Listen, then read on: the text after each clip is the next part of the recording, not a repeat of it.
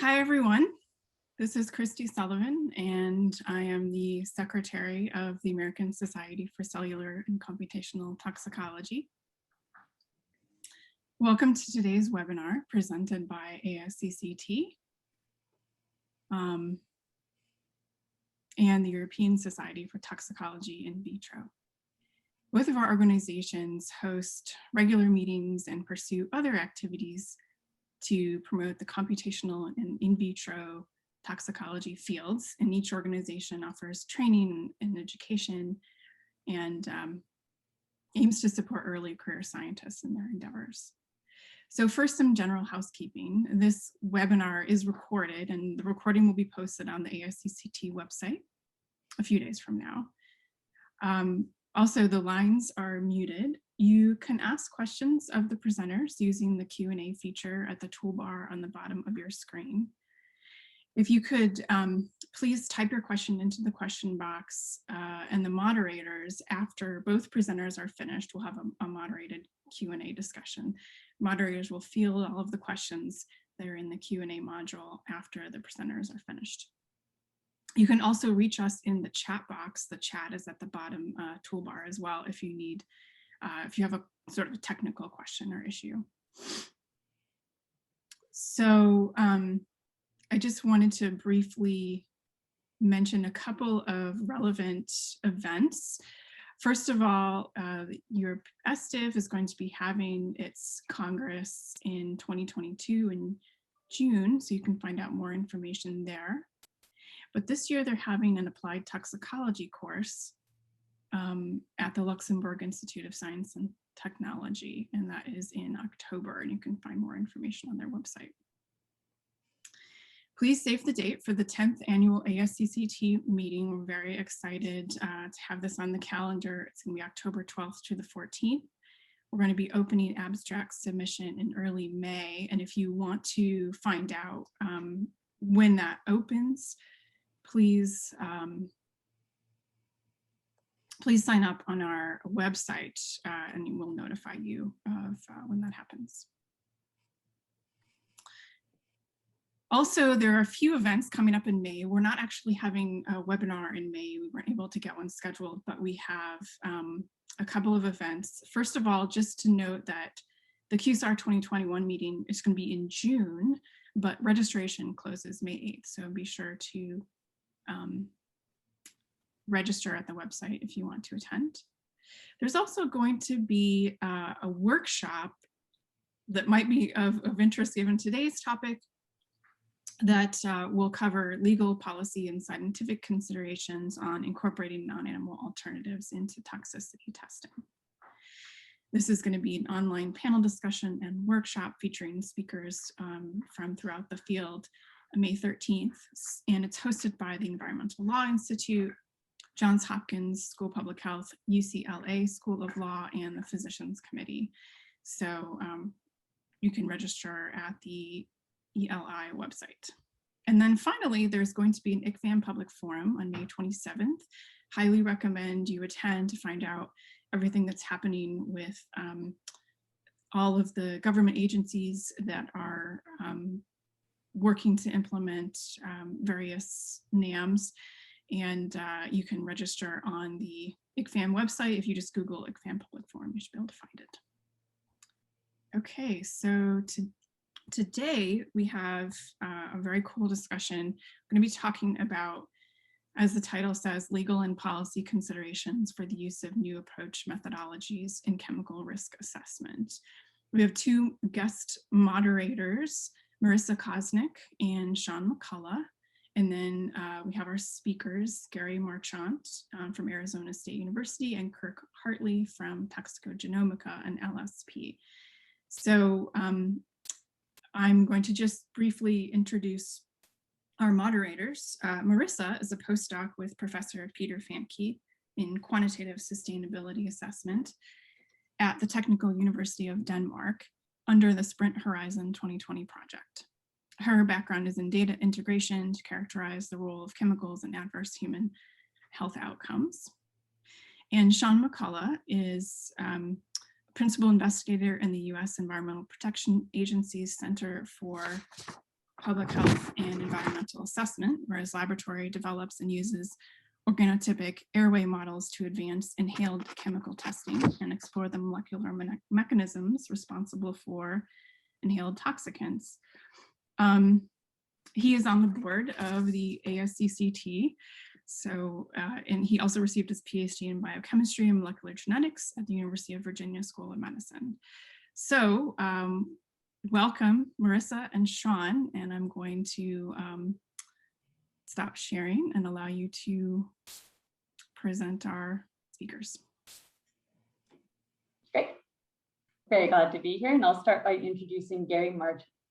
Gary Marchant is Regents Professor and Winkin Professor of Emerging Technologies, Law and Ethics, and Faculty Director of the Center for Law, Science, and Innovation at the Sandra Day O'Connor College of Law at Arizona State University. His degrees include a PhD in genetics from University of British Columbia, a JD in law from Harvard Law School, and a MPP in public policy from Kennedy School of Government. And with that, take it away, Gary. Great, thank you, Melissa. Delighted to be with you all today and to talk about some of the legal aspects of NAMs. I'm going to be talking in the regulatory context, and my colleague later, Kirk Hartley, will be talking about using them in the litigation context. So those are the two major legal venues in which this will likely come up. I say will likely because it is pretty new, and generally the law follows quite a bit behind the science. And so we haven't gotten actual real cases yet involving either the regulatory challenge to the use of NAMs or in the litigation context, I believe. And so we're going to sort of have to extrapolate from other precedents that we think are relevant. I think it's fair to say both Kirk and I in figuring out, what are the likely issues to come up. But just starting sort of just generally, so we're talking about NAMs. Often that term is used to mean new approach methodologies. Sometimes it's non-animal methodologies, but new approach is the most common use of it. ICVAM defines it very broadly to be any non-animal technology, methodology, approach, or combination thereof that can be used to provide information on chemical hazard and risk assessment. So it's a very broad definition, and it includes then a very broad range of technologies. Everything from in vitro and in silico assays to more complex sort of organs on a chip and organoids type of thing, read across, and then of course, as we go into artificial intelligence applications there as well. So it's a very broad collection of tools, and that again, raises complexity when we talk about the legal use of these because they really vary pretty broadly. But there is these pressures on regulatory agencies to use these tools. One of the drivers is the now well established and known inaccuracy of animal tests, that these do not always represent what is going on in a human, and therefore we're getting both false positives and false negatives relying on animal tests. Also just a more general ethical imperative to reduce animal use. As well as the need for lower cost assays, for faster assays that we are creating with all these AI and synthetic biology and all these other cool technologies we have now. A lot of new chemical entities coming into the marketplace. And so we don't want to fall even further behind in their toxicological evaluation. We have new types of endpoints like endocrine disruption. And then for a long time, we've known we need to address mixtures. Maybe these technologies can help with that.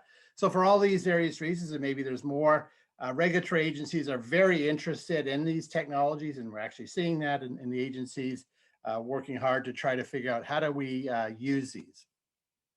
But there's sort of three major policy/legal, maybe scientific hurdles to get to use them. The first one is for the scientists to be comfortable with these, to have confidence in these technologies that they actually are measuring what we hope they are and they can be relied on.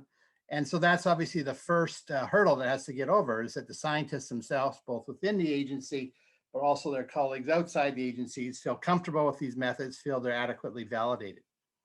But then you have to still have agency officials be willing to sign off on regulatory decisions that are based on these. It's one thing to do research on these and to do various types of studies, but when you actually start to based regulations that affect people's livelihood, their lives even, it's a much bigger jump, and it really requires the regulator leadership to take sort of bold steps to rely on this. And obviously they don't want to do that if they think there's a chance it won't protect people.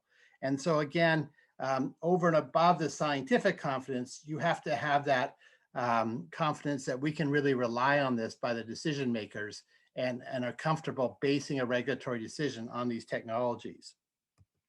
And then third, and this is what I'm going to focus on, is the legal defensibility of reliance on NAMs, or alternatively for an agency to refuse to use a NAM in a regulatory decision. And that could then be open them to a challenge by someone who's maybe not just opposed to their decision on the NAMs, but opposed more broadly to the decision the agency makes. And here, looking at this question, it's very jurisdiction specific because you're talking about now legal challenges. So I'm going to only be talking about the United States on this, unfortunately. So I won't be able to address European issues, really. I'm not very knowledgeable about the European administrative procedure and law. But so I'll use US as the example. You know, similar issues are likely to come up in Europe and other jurisdictions as well.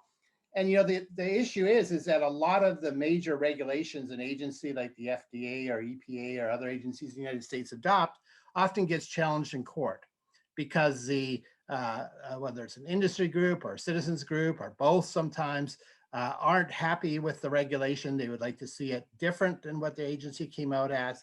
And as part of attacking that regulation then in court, they look for the vulnerabilities. And when you're using something new like an NAM, that will be sort of a ripe fruit, low-hanging fruit that would often be the subject then of at least one of the arguments or more of why this regulation is invalid. And so, you know, any regulation that either adopts an NAM or refuses to adopt an NAM that goes to judicial review, it's a very high likelihood that part of at least the challenge will be to the use or non-use of the NAM. So the question is, you know, what is the likelihood of this working and how would this work? Just before going on to that, though, I'll just give an example from history of, I think, an example where, you know, the technology came along fairly quickly of using genomics in toxicogenomics. And again, agency officials are sort of reluctant to put their neck, or really the neck of, you know, citizens on the line with a technology they weren't completely comfortable with. And so they say in this policy that genomic data alone are insufficient as a basis of decisions at the present time. So they know that this information may be relevant, but they're just not comfortable, you know, basing a regulation that's going to affect people's safety and lives on this technology because it is relatively new and they're just not comfortable they can rely on it.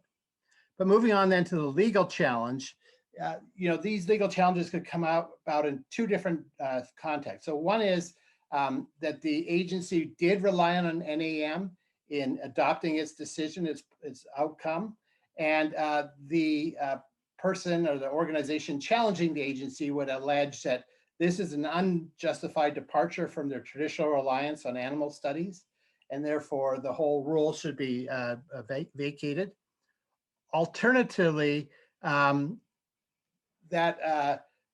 its failure to use a particular NAM was unlawful for failing to use the best available science. So depending on what the agency does, whoever is unhappy with the agency outcome will likely look at whether there's a claim that the agency either invalidly did rely on or didn't rely on an NAM that was brought up during the proceeding. And so these are sort of the agency could be on either side of the argument as well as the challenger. So most of these agency challenges in the United States come up under the Administrative Procedure Act, or similar procedures under certain specific statutes have similar type language. And it basically says that a court is able to review an agency final action and is able to set it aside, in other words, vacate it, if it meets any of these criteria. And the most important probably is that it's arbitrary and capricious. We'll talk a little bit what that means in a minute. In excess of statutory jurisdiction, authority, or limitations, or without observance of procedure required by law.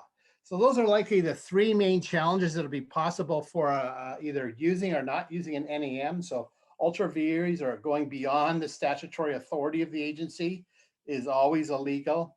Having some kind of lack of following the appropriate procedures, most likely notice and comment rulemaking in a regulation in which NAM is involved. And then the third is the more general, arbitrary and capricious, that it's substantively unreasonable. So these are the three possible challenges an agency may face.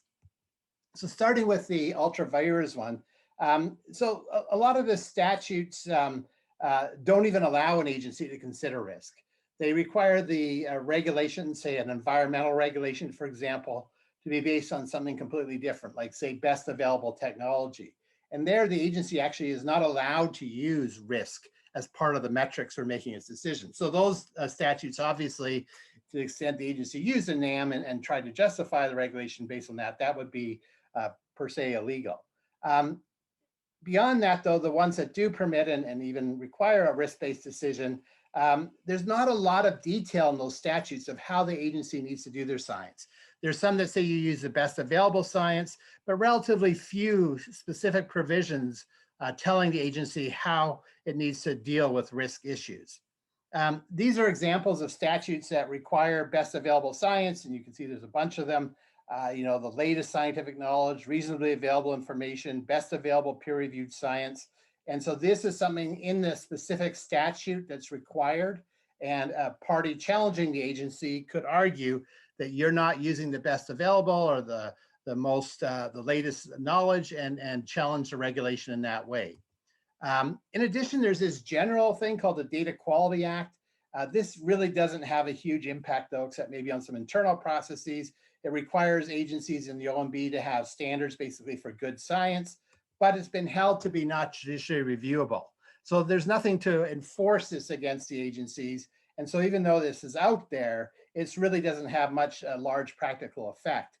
People can file a petition, the agency needs to respond to that, but it's not judicially enforceable and therefore doesn't have any teeth. So it's really just those general best available science that really apply. Now, the 2016 amendment to TSCA is sort of unique as it did go beyond and did require a more specific direction to the agency in doing risk-based decisions. So this is sort of kind of unique in the United States. And this statute, as you probably know, or this amendment to the TSCA statute called the Lautenberg Chemical Safety for the 21st Century Act, does specifically direct the EPA to reduce and replace to the extent practical and based on good science, the use of vertebrate animals in chemical testing. And as you probably most of you know, EPA has in fact committed to phasing out animal testing in part, driven by this statutory mandate. And it gives some more specific direction in terms of what EPA is supposed to do about these new methods, and including creating and updating a list of particular alternative test methods or strategy the administrators identified that do not require new vertebrate animal testing and that are scientific, reliable, relevant, and capable of providing information of equivalent or better scientific reliability and quality to that which would be obtained from vertebrate animal testing. So this gives direction to the agency, but it also now gives direction to someone challenging the agency, that they will focus in on these words that Congress put in the statute and say, for example, the agency has not proven this is of equivalent or better scientific reliability. That would be a fairly typical expected response if an agency did rely on an NAM. And so then the question is, you know, does the agency record show they've made these specific findings that the statute required? And if they haven't, the agency could be in trouble. In addition, TSCA more generally has much greater detail on the scientific methods that an agency must use. And they include that the data and models and methods that the agency use are reasonable and consistent with the intended use of the information. So, you know, that they're designed for that particular use, that the degree of clarity and completeness are documented, that variability and uncertainty are evaluated and characterized, and that there's independent verification or peer review. So these are not, you know, absolute requirements, but they are enforceable. And so a party who is challenging the agency's use of a NAM or a rejection of a NAM can use, again, those statutory words and requirements to challenge the agency's decision and saying, you didn't do any of these steps. And again, courts somewhat vary in how rigorous they are, but generally, if you didn't do this, your rule is vulnerable. And all this effort the agency put into the rulemaking could go to nothing. In thinking about the legal restrictions on NAMs, so an agency not only has to comply with its own statute, but it also must comply with its own regulations. Regulations that are adopted by notice and comment rulemaking that are in the CFR are law in the United States, and they are mandatory. You cannot avoid those or do something inconsistent with those. And so the EPA right now is currently doing a review of all existing statutes and programmatic regulations on the flexibility to include a NAM. This is an initial response they put out. And you can see the second column is statutes. And basically, the EPA's initial review finds no statutory prohibitions on using NAMs. And I think that's accurate, that none of these statutes have anything in it that would prohibit that. However, in some of the regulations under some of the programs, they do specifically require animal studies. So if EPA is operating under that regulatory program with those regulations in place, they would be acting illegally if they didn't use an animal study. So to the extent they're going to use an NAM to go around the animal studies, they're probably going to have to change the regulations if that's going to be the case. Similarly with the FDA, that it's a recent case looking at the FDA. Thanks for sending this, Kirk.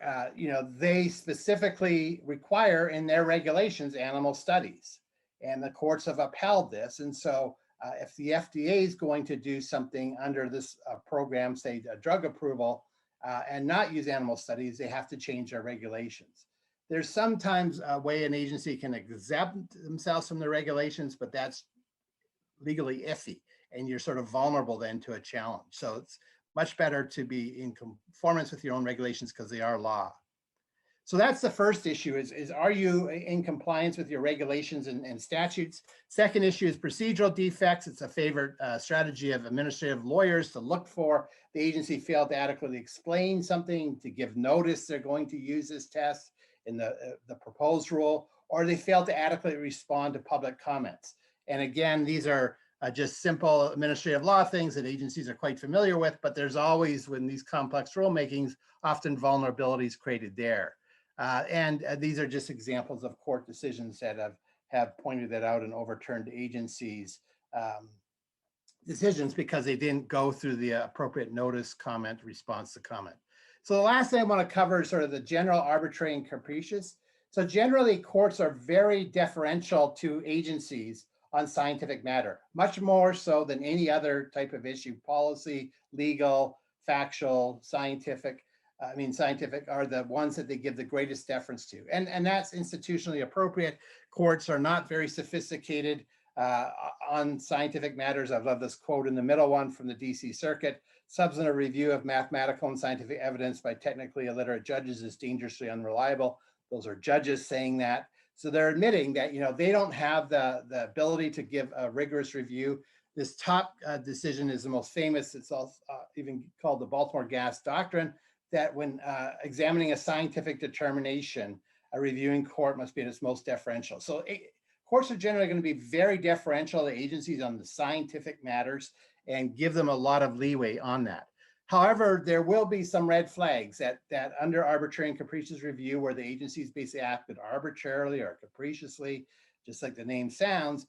These are the kind of things that trigger a court's more rigorous oversight and sometimes overturning their regulation. Failure to use the most updated science, unjustified departure from agency precedent, failure to comply with agency guidelines, disagreement with scientific advisory committees. So failure to use updated science. These are just examples of these where the agency was relying on science that was not the most updated, and that made their rule vulnerable and open to challenge.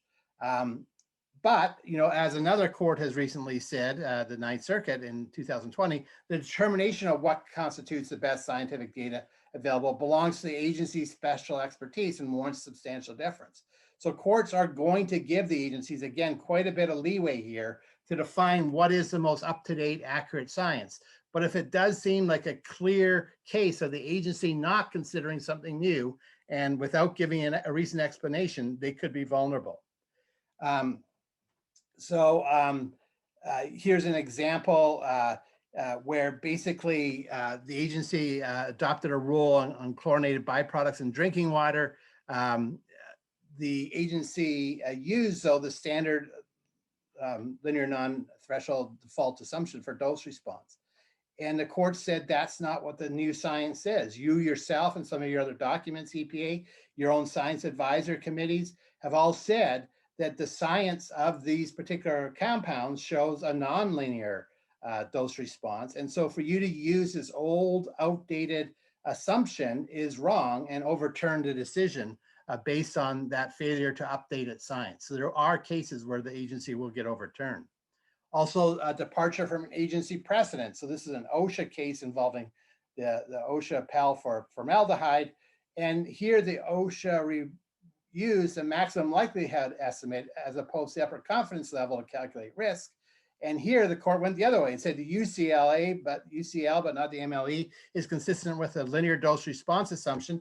That is your traditional assumption, and you have not justified why you're departing from that. So the agencies get it both ways. If they stick with the tried and true, they could be accused of not updating with new science. If they do update, they could be accused of departing from precedent without enough justification. And these two cases are examples on either side of that. If the agency follows risk assessments guidelines, that tends to give them more deference because the agencies told the world how they're going to do this. So to the extent the agency's setting out these policy documents on how they're using NAMs and so on, that's all going to be to the good, to the extent the agency follows in their own guidelines. If they don't, that would be used against them. And then courts are very interested in the agency's own science advisory committees. They see this as an independent scientific check on the agencies that they're not able to do because of their own lack of scientific expertise, but they see these science advisory committees as an objective check. And so anytime an agency is in disagreement with its own science advisory committee, that's a vulnerability, not necessarily de facto reason for overturning, but a strong argument that the agency's decision should be questioned. And there's a large number of cases now where the agency goes against its own science advisory committee, and that comes back to bite it because the court will then use that, at least in part, as a reason to overturn the agency's decision. So the courts love those independent science advisory committees because it gives them an independent, expert check on the agencies. So just to conclude, because I know I've gone a little bit over time, if the agencies want to use these and there's regulations standing in the way, that's going to be the major legal barrier, that they have to be either amended or create an exemption to allow the agency to go around those. And if you don't do that, their regulations their decisions could be vulnerable because those regulations are legally binding. It's really important that agencies explain their decision, respond to critiques from stakeholders to avoid these procedural traps. The agencies must justify departures from previous precedents. They're allowed to depart, but they have to explain why. They really need to document the quality, reliability, and relevance of NAMs in order to meet those requirements in the TSCA statute, for example, and therefore must be fit for purpose. And then endorsement of science advisory committees are very helpful. And then I'll just say that, if the agency decides not to use a NAM, all these flip over, and these then become arguments for the entity challenging the agency the other way. So these can go either way, depending if the agency decides to use a NAM or rejects. Say a party comes forward with a NAM that they would like the agency to use, the agency rejects that. All these arguments flow in the opposite direction. So hopefully I've given you a brief overview of sort of some of the legal hurdles and traps for an agency using these, but generally courts are going to be pretty deferential to these scientific determinations by a regulatory agency. And with that, I'll turn it over to Kirk.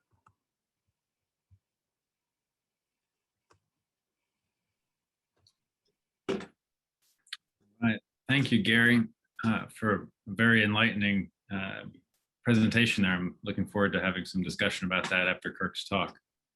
So as a quick introduction, Kirk Hartley has worked in a multidisciplinary area for over a decade that melds his 35-year career as a trial lawyer and his passion for genomics. After judicial clerkship and decades as a partner in national law firms, Kirk created LSP Group to expand his work involving law, science, and policy. Kirk frequently writes and speaks about intersections between molecular science and law. He's also a principal in a multidisciplinary alliance that is bringing genomic science into civil law cases in the US involving disputes about disease causation. The Alliance includes several PhD scientists and a university spinoff business, and you can look for toxicogenomica.com. Kirk also uses his science focus in pro bono advocacy projects and cases for persons seeking access to new diagnostics and therapies for severe diseases, including cancers and type 1 diabetes. In addition, Kirk serves as a director of Triage Cancer, which is the only national not-for-profit advocacy group focused on educating medical professionals, patients, and caregivers regarding the legal rights of persons afflicted by any type of cancer. And you can find more information at triagecancer.org. And with that, I will turn the presentation over to Kirk.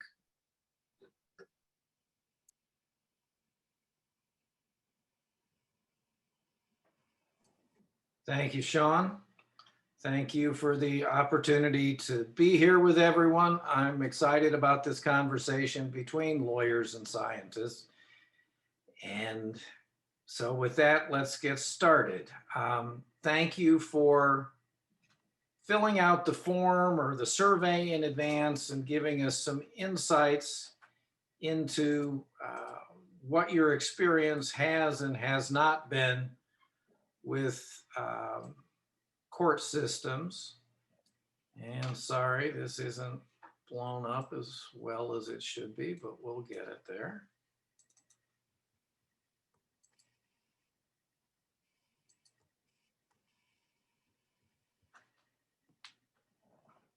Hopefully everyone can see that now. No? Sorry, guys.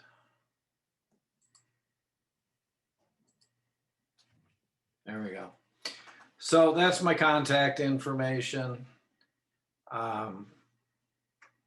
What I'm going to tell you overall is that I think it is going to be a long process, but that the NAMs ultimately will make their way into litigation and will make a big difference. I have to say that there's very little of this that's presently being used in litigation. A lot of this will evolve in federal courts, and I think you're going to have some opportunities. And along the way in the talk here, I'm also trying to provide you with some examples of what court opinions actually look like that are science heavy. Gary and I and other people read medical and scientific articles all the time. I'm not sure most of you have had an opportunity to see the things that our judges write, which we refer to as opinions. So I've included a lot of links, and I'm going to walk you through an overview of the process. So those are the overall goals here. So for those of you who don't know, let me just take a step back. Like Gary, I'm focused on the US as opposed to Europe, so I'm going to speak mainly about that. We inherited the British common law system, meaning judges make decisions. There's no statute controlling them necessarily, and instead they're applying decades of precedent. I learned about cases dating back to the 1400s in law school. We all do. And then there's logic, common sense, evidence. All that evidence comes in the trial. And then there's a decision by the judge, which is published. If it's an appellate court, meaning an appeals court, a higher court, they're generally not published. If they're a state court, trial court, federal courts do publish. Overall, the bottom line is that the courts are way behind regulatory agencies.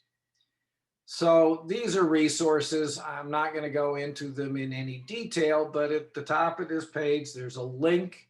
If you want to understand more about the litigation process, it's a helpful presentation from the ABA that goes into some detail about each particular aspect of litigation. Some of you could end up serving as expert witnesses, so I thought we'd spend a few seconds talking about that. One possibility would be to be a neutral expert for court. As you'll see in a minute, there are some judges who are recommending that. I certainly think it should happen. You also might serve as a consultant, meaning you're working with lawyers behind the scenes to help us understand your science and it's, you know, where it's good, where it's not so good, how it needs to be linked to others. And then ultimately you can become a retained expert, which means you're going to provide probably a written opinion about a set of facts, and you're going to explain what you understand the facts to be, and then provide an opinion about a conclusion you reach from those facts. If you do that, you will most likely be subject to a deposition, which is a process most scientists hate because lawyers will ask yes or no questions when there is no yes or no answer. But nonetheless, it's a part of our world and you have to put up with it to some degree.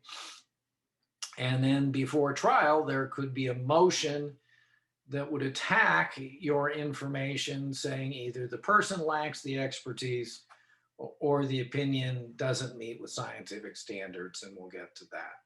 More history at the expert witness link. So just as a big picture, I ran some searches to try and provide some objective data to show the gaps between science and law and how badly law is lagging. I ran these in a massive database that covers virtually all opinions in the US except for state trial court opinions, which just aren't well organized. So as you can see, there were 0 mentions in the case law of the term new analytic methods. So that's not an encouraging start. I ran some others just to try to be a little more specific. I was a little shocked to see 0 hits on in silico analysis. Contrast PubMed at 123. That gives you some basis for measuring the gap between science and law. I did a couple of other searches, equally dramatic disparities. 2 mentions of transcriptomics in case law, 111 in PubMed, 111,000 in PubMed. So you can see the courts are lagging behind.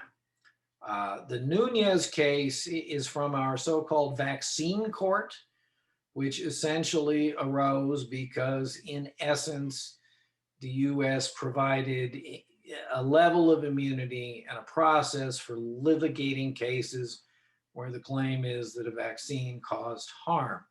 That court is probably the best in the country other than the patent court in actually using science. And so the Nunez decision, I downloaded, threw it up on the web. And if you want to read an example of a case actually involving heavy duty science, it's one of the better ones out there. Then I ran HeLa cells just for grins because there was so little on cell lines and in vitro. That did turn up a couple of cases where some of that science has been used. They're interesting opinions. Again, I put them up on the web so you can click on the link and read them if you want to see what it looks like when a court is discussing science. Then epigenetics has made it a little bit into the legal world, certainly not at the level of PubMed, but it did yield 3 cases. 2, the Heisel and Spadell cases, are interesting. You see some science being applied. The Allen versus Takeda opinion mentioned down at the bottom, and again, all of these are hyperlinked, is one that actually was a very big deal in my view. There they ended up having this massive hearing, dozens of lawyers and evidence about an epigenetic mechanism that could account for cancers manifesting in some rodents in less than a year. It was a huge, huge issue. Judge wrote a long opinion. Ultimately, she concluded the evidence was scientifically valid and that it would be admitted. Soon after that, there was a $2 billion plus settlement. So it's an interesting case and a good example if you want to see what happens in court. It was also interesting because the key expert there was a person from the UK who had tremendous experience with science and mechanisms and animal models and all kinds of different models, had never testified before, and yet the view she espoused carried the day. Gary mentioned the Vanda opinion. I wanted to touch on that from the perspective of, if you're interested, you can try to follow developments in cases if you happen to hear about a case, like a regulatory challenge of the sort Gary mentioned, or if you happen to know that a drug or a chemical you're involved with is involved in litigation. There are ways to get into the court papers. I use this as an example. I do want to mention here that there is a penchant or a tendency towards secrecy and putting things under seal. People claim trade secrets and other things. As an example here, I linked to a brief that FDA filed, but it doesn't have all their arguments in it. That slows transparency. Court systems are very aware that most lawyers and judges are lousy at science. And there are some thoughtful leaders trying to figure out how we're going to deal with this, because lawyers are starting to appreciate that science is coming at us in a big way and we're not ready. In the UK, well, in the EU in general, I think your litigation process is not as insanely advocacy oriented as ours is, but it's a big problem that you guys follow a truth-seeking, knowledge-seeking process in litigation. We're advocates trying to win for our side. Truth, only marginally relevant sometimes. Yeah, I think the EU is less extreme. But in any event, you have a former Chief Justice of the UK Supreme Court who did have a chemistry background and was raised in a science family. He's written a couple of papers talking about the differences and similarities, how we can work together. He put an op-ed in Nature that I think is worth reading. The gist of it is people in courts should try to define what they agree on and then help the court understand where the disputes are, and then maybe people can get it together. And then there's another comment from the well-known David Baltimore and another federal judge. So I would encourage you to read those if you want broad perspective. We have similar views from Justice Breyer, who's a member of our high court. He's, sorry, not sure what I just did there.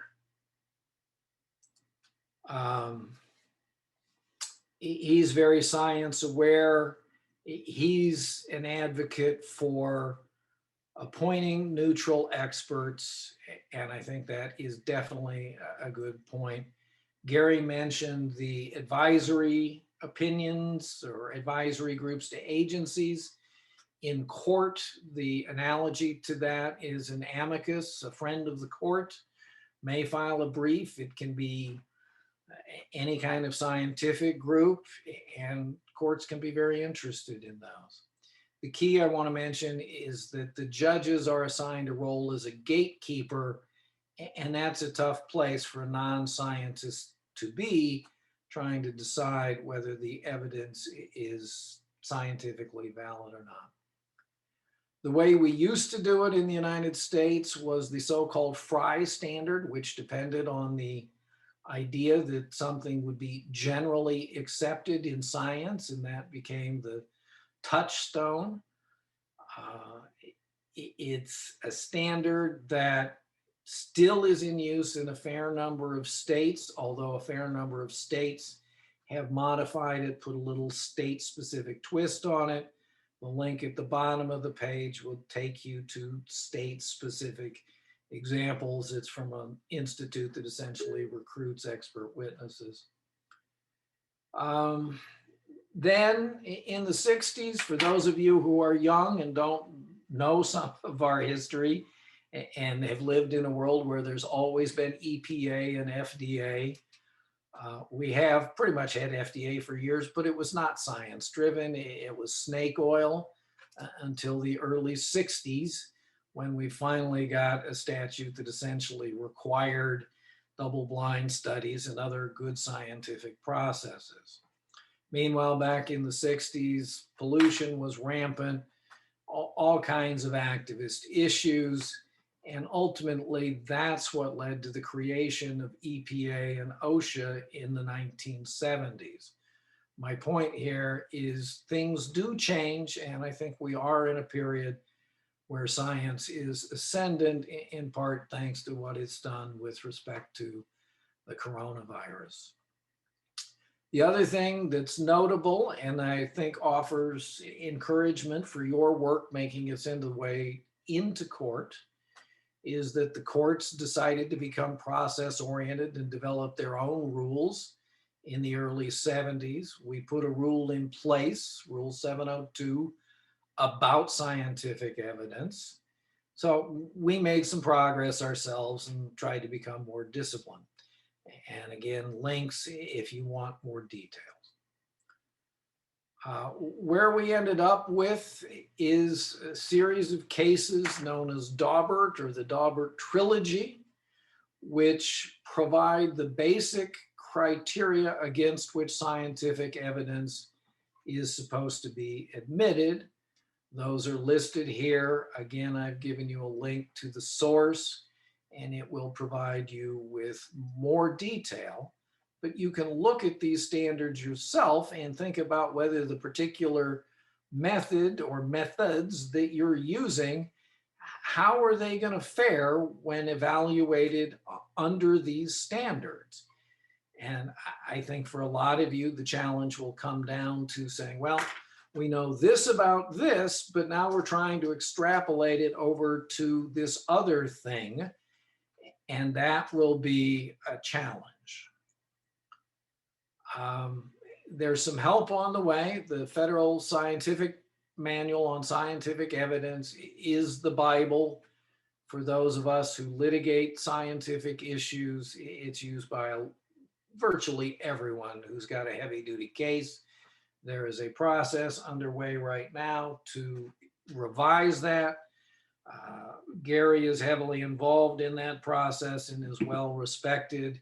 Link will provide you all the materials if you're interested in seeing more about that. Big picture, again, efforts to integrate law and science are happening. Gary is clearly, in my opinion, the national leader on that in the US. He's chaired countless groups for NAS and others. If you ever want to be impressed, look up his bio. But the point here is he and the whole ASU institution are leading multidisciplinary thinking. They're doing a lot of very interesting work.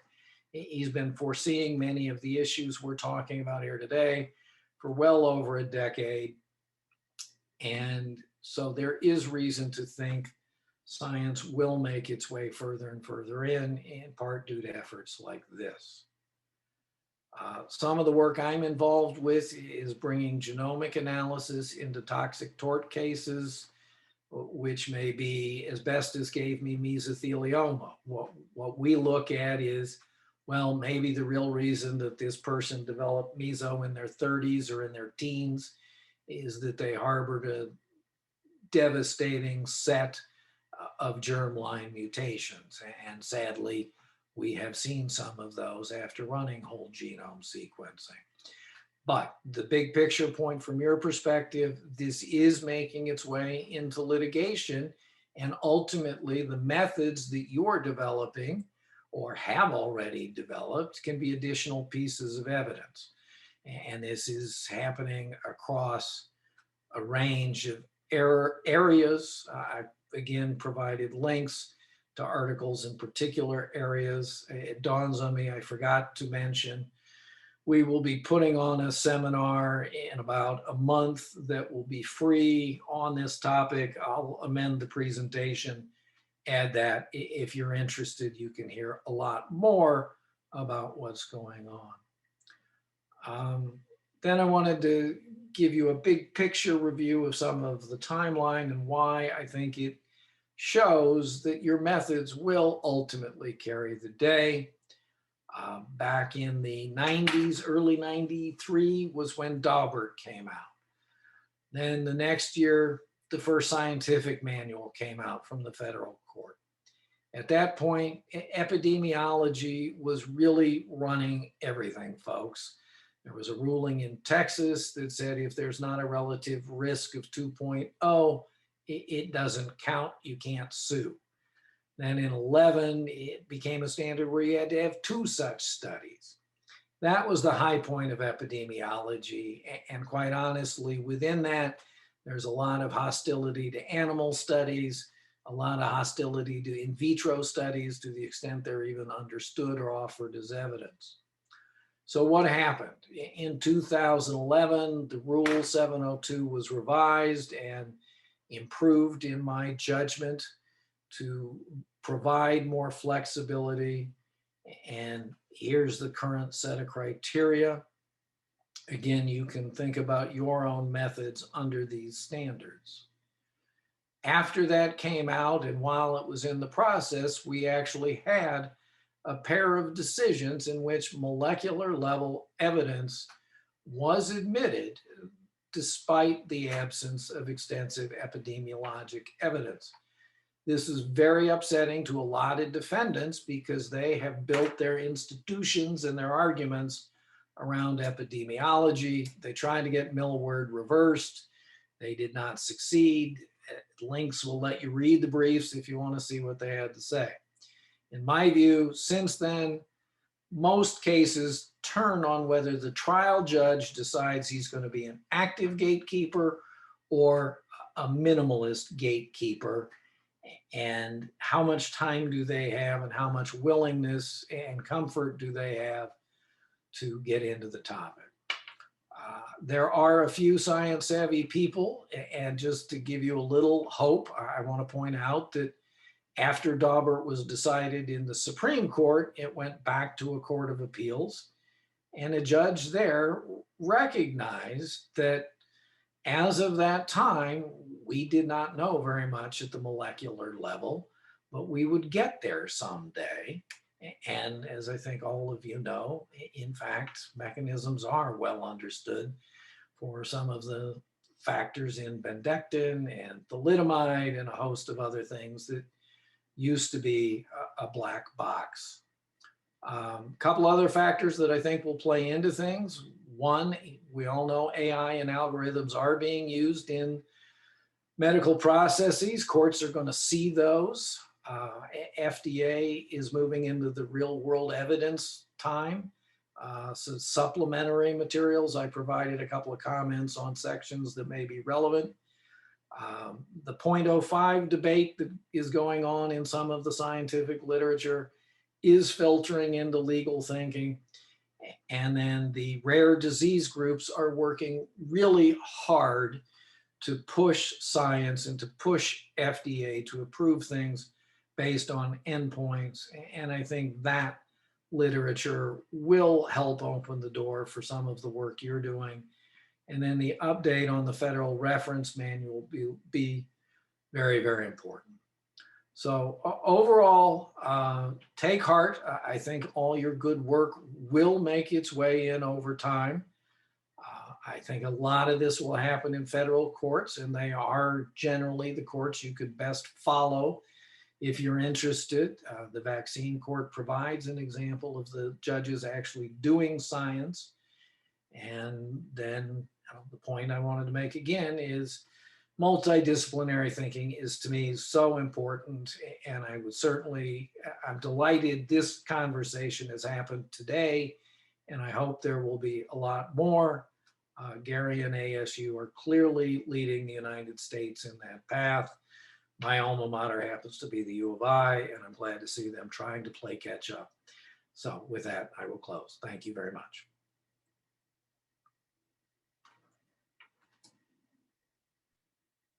Thank you so much, Kirk. We're going to move to the discussion part of the session.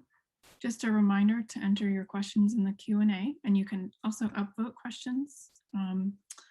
So with that, I'll let Marissa begin. Great. Thank you for the presentations. Go ahead and start with one of the questions. In courts and your experience, is correlation sufficient, or does causation need to be demonstrated? For example, if precursor events in pathogenesis or key events in adverse outcome pathways are used in a NAM, what level of evidence is required to rely upon them for regulatory application?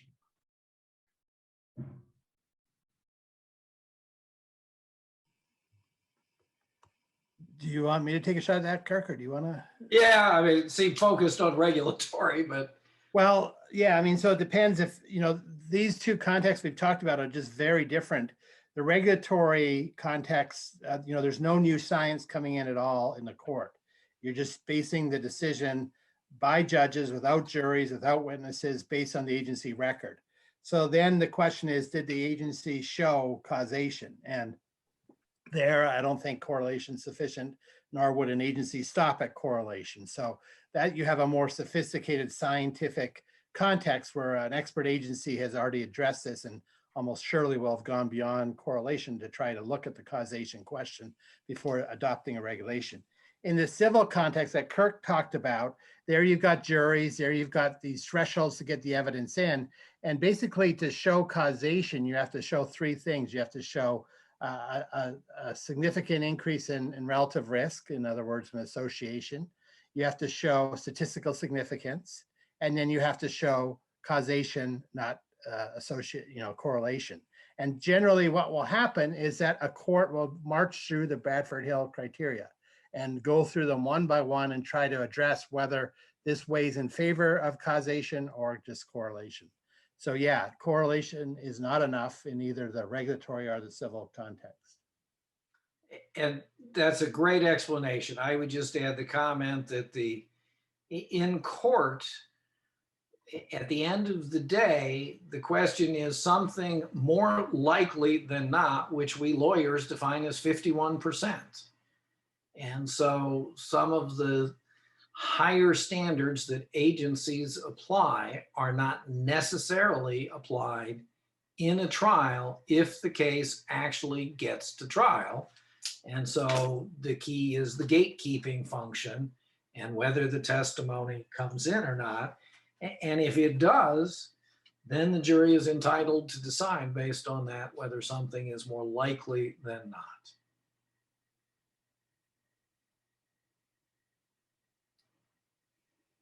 All right, our next question is coming from Catherine Mahoney.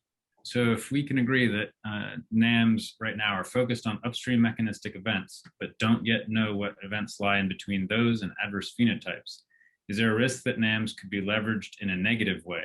For example, just because something can bind an estrogen receptor, does it mean it can be argued it is a carcinogen?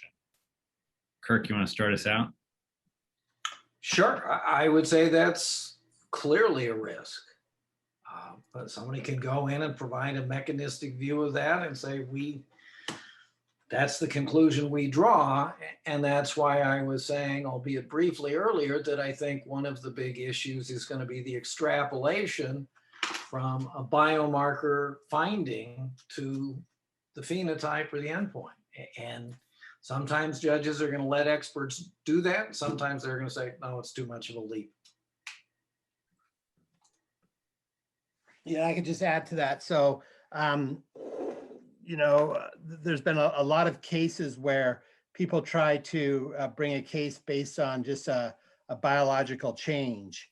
For example, it might be for beryllium that you're measuring, a skin reaction to the metal, which then signifies that maybe you're on your way to chronic beryllium disease or berylosis or something, based on the immune response of at basically a cellular or molecular level. Same with asbestos. Is asbestosis or a pleural thickening enough of a injury to bring a lawsuit? There's, is chromosomal damage enough to bring a lawsuit? And so there's a lot of cases looking at those issues and frankly coming out in different directions. It may be depending what the case is for. Is it for medical monitoring or is it for actual damages? That will affect sometimes how the courts come out, but even within medical monitoring or even within damages for the injury, courts are very inconsistent on this. So it's really an open issue. In terms of the regulatory context, I think that is also an issue. It was, for example, one of the reasons why EPA was relatively cautious on genomics. Companies would say, I'm concerned my product may cause a change in gene expression that may just be an adaptive response, not a part of a toxicological process.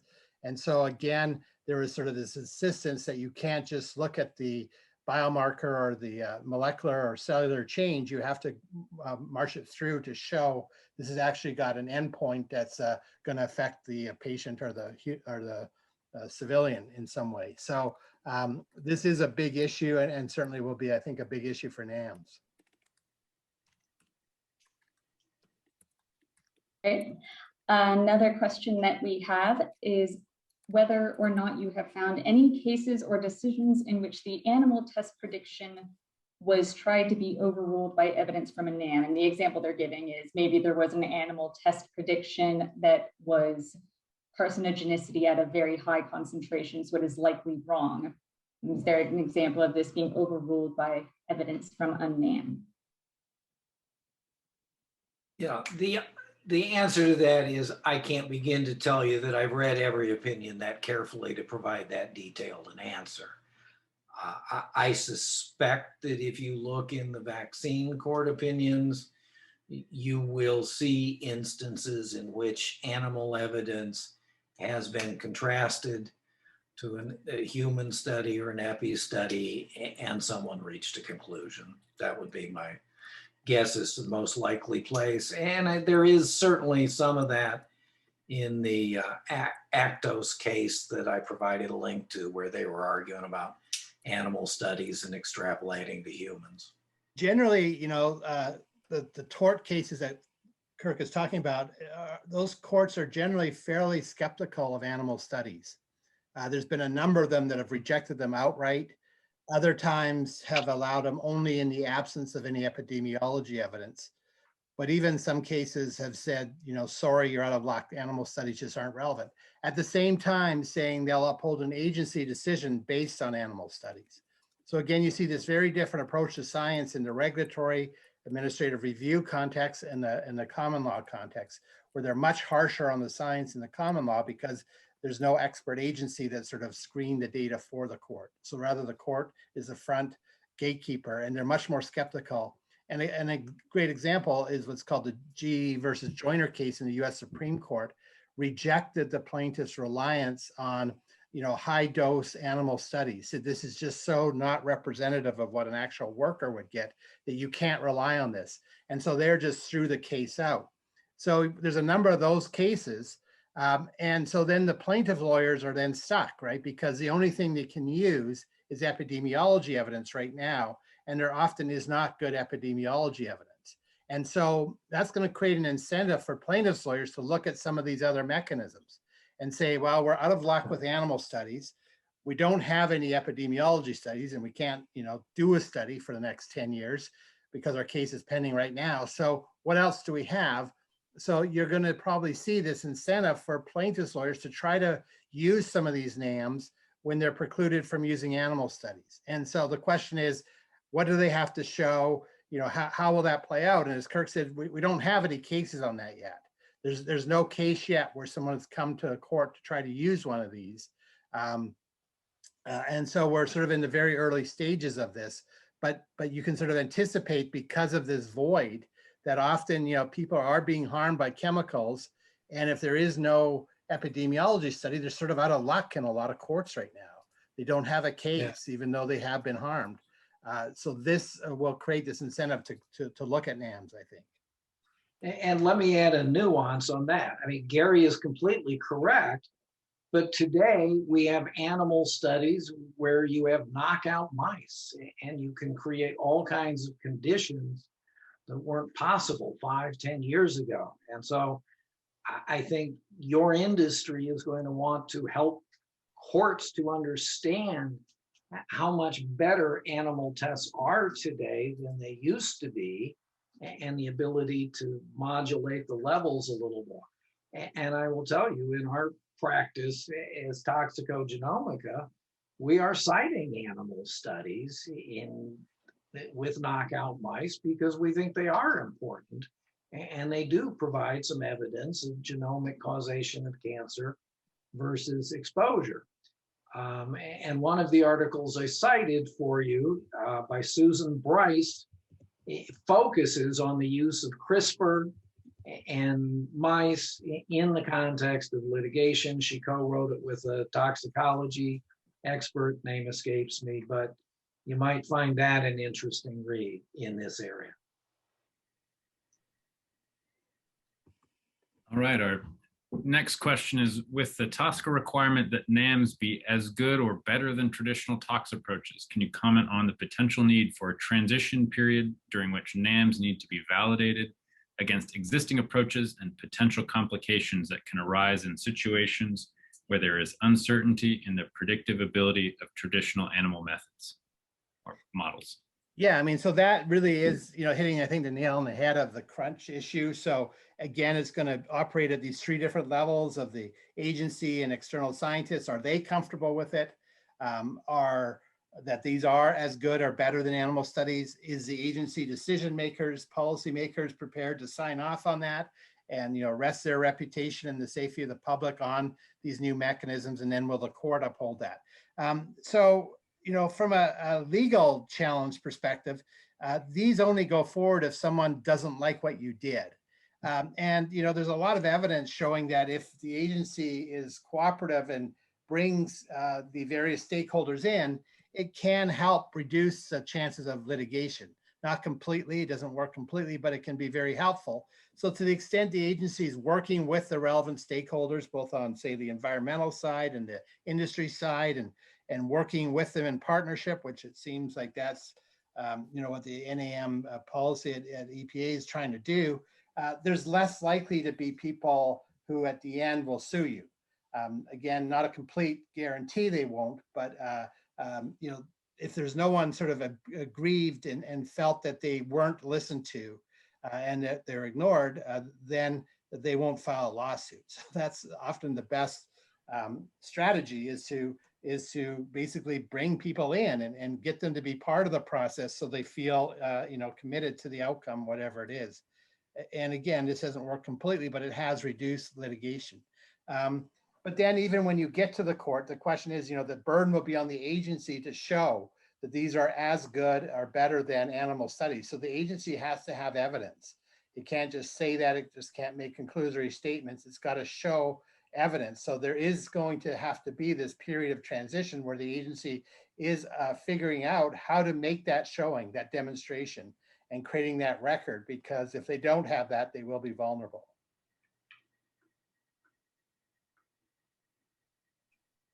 Okay. Another question is, the EPA's endocrine disruptor screening program seems to be one subset of endpoints with a well-developed set of in vitro tests that are available. Have we seen these tests used or cited in any litigation to date? I'm not aware of them, but that said, I'm not following regulatory cases. I'm involved in these personal injury kinds of cases, so I can't give you a definitive answer. Yeah, so I don't think there's been a legal challenge to the endocrine disruption program. Obviously, there's been a lot of back and forth and concerns and so on, but I think so far the agency's basically kept it, at that level of, okay, let's, look at your concerns and try to address them. And so it hasn't blown up into lawsuits at this point. There are cases involving endocrine disruption chemicals, most particularly BPA, that people have brought.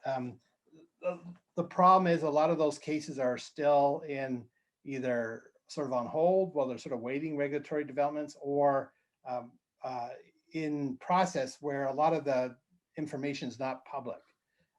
Unfortunately, the way as Kirk said, our court systems work, you know, a lot of that evidence is not made public unless you either sealed or it's on a database that you have to pay a lot of money to get access to. You know, we recently wanted to get the record of just one fairly small case. It cost us $1,800 just to get, you know, off this database called PACER, the record of this one small case. So it makes it very hard for, say, university researchers or even, you know, agency researchers to track all this, because this stuff is so hard to get your hands on and see what people are actually saying in particular cases. But it wouldn't surprise me in these BPA cases if some of the tests that EPA's developed are being cited. But again, I don't have specific knowledge of that and haven't paid the money to see the record in those cases. Yeah, let me jump up there for 1 second on a soapbox and say that this transparency and secrecy issue is one that I think is taking on more and more dimensions, and that I appreciate that judges don't want to put families through hardship and agony with their medical situation. That said, you know, litigation actually can produce an amazing amount of highly investigated information and conclusions about what happened, and actually could contribute to scientific evidence if people let it happen. And I think we are going to see more, I hope we see more consideration of making the data more available and less restricted. I can tell you, for example, we've seen a couple of results in a couple of cases that I would love to go publish in the scientific literature and the informal legal literature, because the results are stunning. They are very sad for that family, but they are stunning, but our hands are tied. And I think that's a mistake for a lot of reasons, but there's policy on both sides. All right, our next question is, several times I've had judges suggest I use Occam's razor. My preferred response would be Occam is fine if you have no data, but here we have data. Do you have any suggestions for a better answer, especially in light of NAMs and the complexity from getting from NAMs to human health effects? I certainly don't have a one-size answer to that. I understand the dilemma. Yeah, I mean, I just think, you know, that biological systems are incredibly complex, and just relying on a simple statement like Occam's razor does not address the complexity of how humans' health is affected by so much and interacts with so many different factors. And unless you are able to get evidence to see what's actually happening through something like a NAM, you're operating in speculation, and that's not what the legal system should be doing. And so, you know, I would sort of throw it back at the judge to imply that, you know, just relying on Occam's razor is essentially speculation rather than evidence. And that, you know, the complexity of biological systems, we need evidence, not speculation. Next question is, has there been any litigation related to the fact that cosmetic testing on animals is banned in some US states, but not in others? And what are the implications for interstate trade? I don't know that area in any detail. Yeah, neither do I. I mean, again, you know, there could be potential lawsuits against the state regulations. There could be lawsuits against companies that are violating the state regulations, but I'm not familiar with any. I haven't seen any really rise up in terms of being a reported decision on that. Yeah, and I do have to say, I mean, generally state agency action is the sideshow in the US, and is typically coming up when somebody's put out evidence that, you know, there's asbestos in cosmetics, and then people want to run out and just do some quantitative testing. Sadly, with a couple of exceptions for New York and a couple of other states, state level agencies are pretty pathetic when it comes to science and law for that matter. Well, it's just to add, it's even more complicated because those legislations aren't only related to testing of cosmetics, but also the sale of tested cosmetics within the state. So it brings in a whole other state agency, I think. Yeah, but And then the question of whether any of the agency lawyers have a clue what science is about. And I will tell you, wearing my cancer advocate hat, the people trying to regulate health insurance have no idea what's going on in science, none.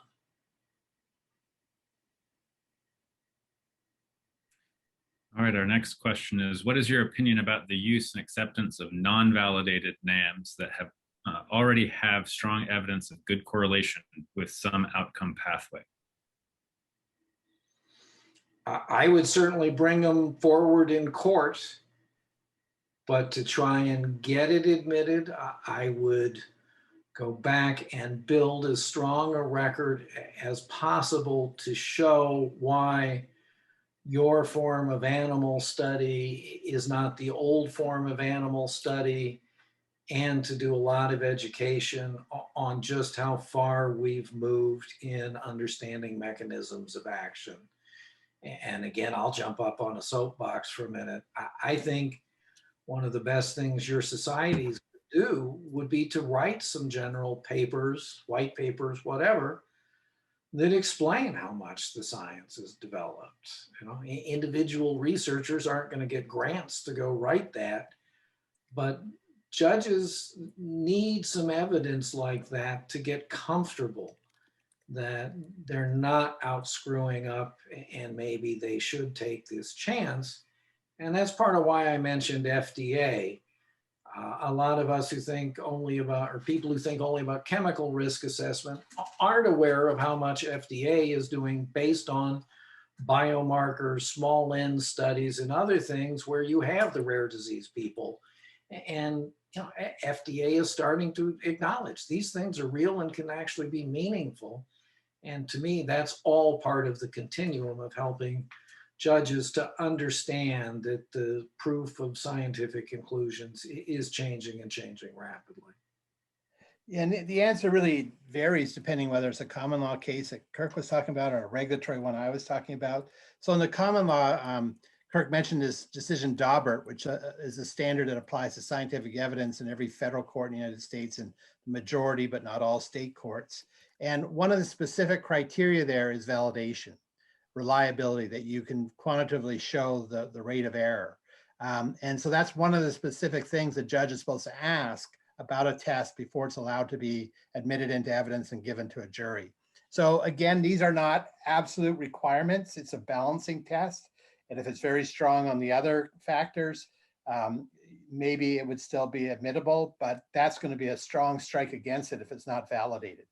And chances are it's not going to be do very well in the other criteria like general acceptance and peer-reviewed and so on if it hasn't been validated as well. So I think, you know, if it's not validated, you're going to have a very uphill battle to get it into evidence in a Daubert state or federal court.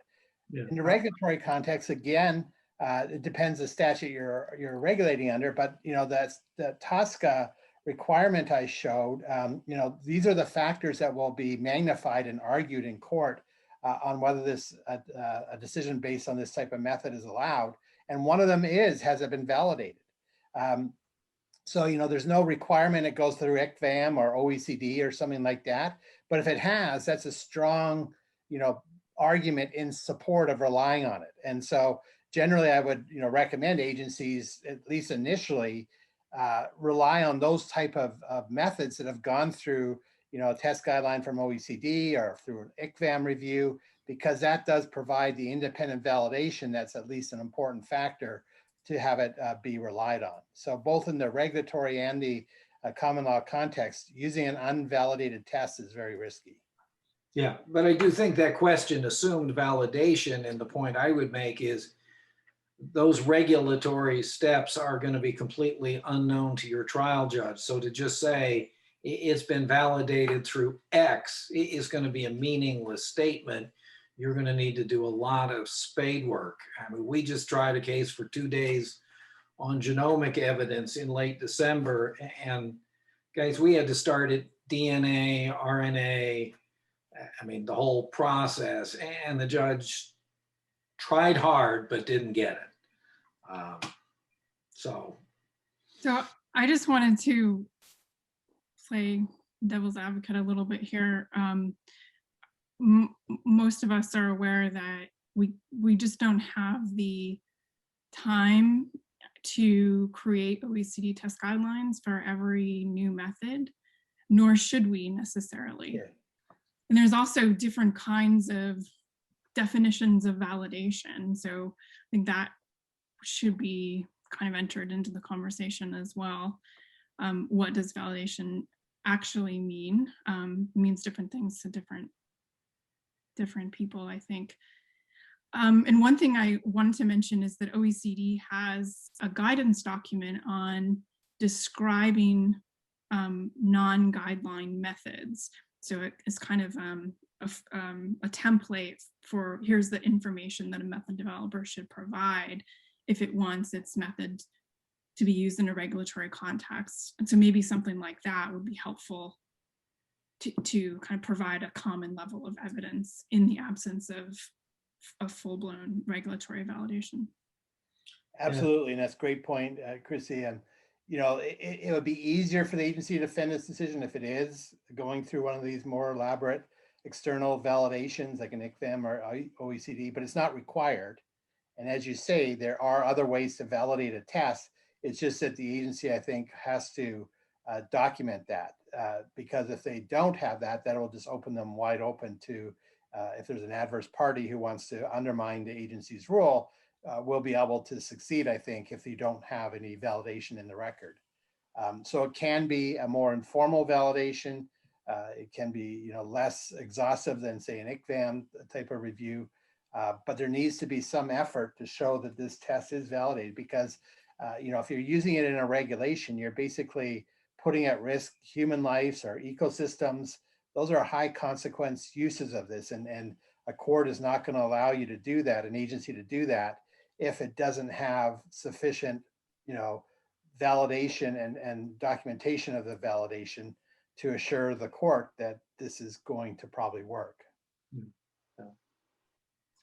And that's why objective groups of scientists giving a thumbs up or down through a scientific advisory committee or otherwise is so important, because judges just don't have the training and the time and bandwidth to second guess and review and learn all of this unless they make an extraordinary commitment in an extraordinary situation. So litigation at least relies heavily on benchmarking and peers and acceptance, and those are the kinds of things. And I would certainly like to see more conferences where we bring together frontline scientists and judges who do like science and embrace science. I cited some of them in my presentation to help judges understand that. And the effort Gary is involved with the Federal Judicial Center is probably the best locus of that in the, not probably, it is the best locus of that in the United States. There needs to be a lot of consciousness raising, in my view. Yeah, that manual, the reference manual on scientific evidence, is used quite extensively by judges, both in the federal and state courts, to help guide them in addressing scientific issues. And unfortunately, it's only sort of updated every 10 years, and it's in the process of being updated right now by the Federal Judicial Center working with the National Science Foundation. I don't know to what extent they're going to address this issue at all.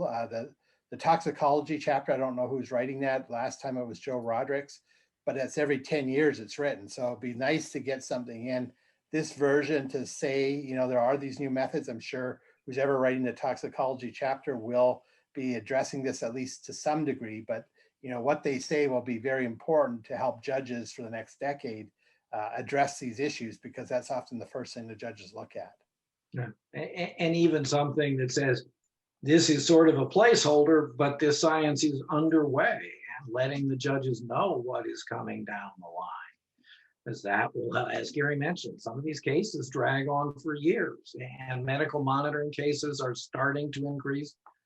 Judges don't know what's out there, and they need information and evidence to suggest, yeah, we might really have an answer to that question in 2 or 3 years. Or 15. Let's wrap up with one last question. how does the Daubert standard apply to data collected with proprietary methods or models that are not open source or openly accessible to more than one test provider or organization? In general, if your data cannot be tested and viewed, I don't think you're going to get it admitted absent an extraordinary set of circumstances. Yeah, I mean, often courts will use a protective order to protect the proprietary nature of it, but require the data and the source code or whatever to be provided to the other side under a protective order. So, the other party gets to see it, but not the public. And again, that can or may not be sufficient for the proprietary interest. That might be their competitor who's on the other table, or there might be 10 parties involved in the litigation who would all get access to this under a protective order. But generally, you have to be able to demonstrate how you reach your decision. And if that's some kind of code or computer model, that you have to explain that to the other side and to the judge, even if it's under a protective order. Yeah.